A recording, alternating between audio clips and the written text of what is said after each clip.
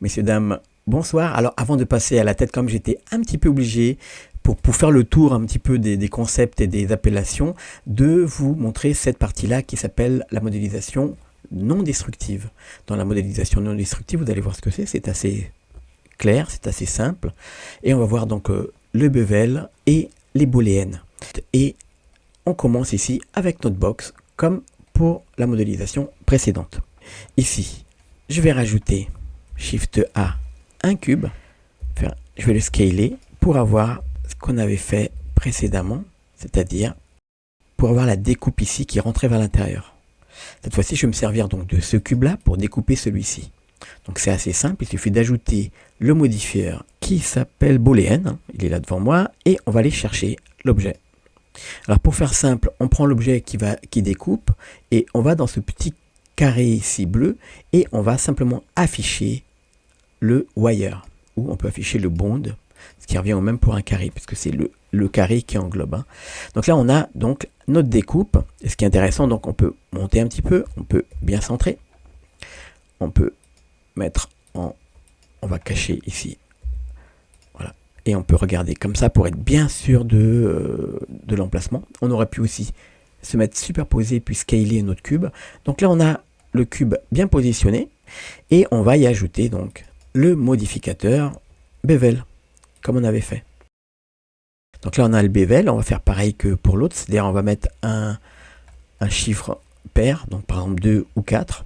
4, ça nous permet d'avoir toujours ici le bon nombre de faces, même si pour une modélisation de type hard surface qui ne va pas se déplacer, on pourrait rester avec une forme avec des triangles. On va faire quand même 4. Et là, on a donc toujours la même limite ici qu'on retrouvait donc du bevel.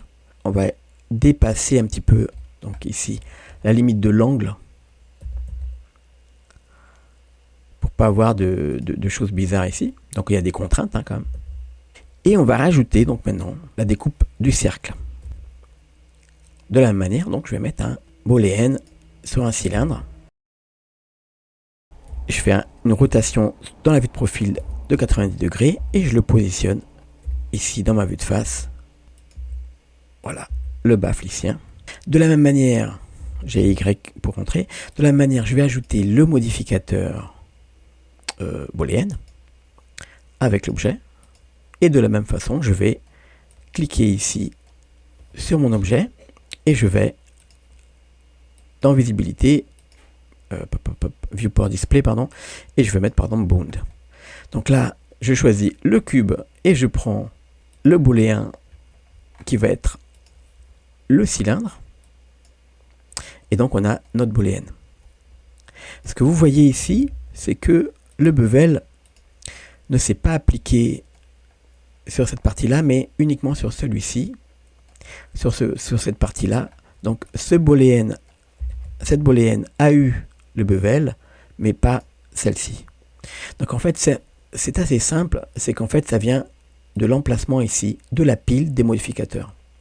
Si on place le bevel tout en haut, donc là on voit qu'on aura le bevel sur le cube, mais pas sur les booléens qui viennent par la suite.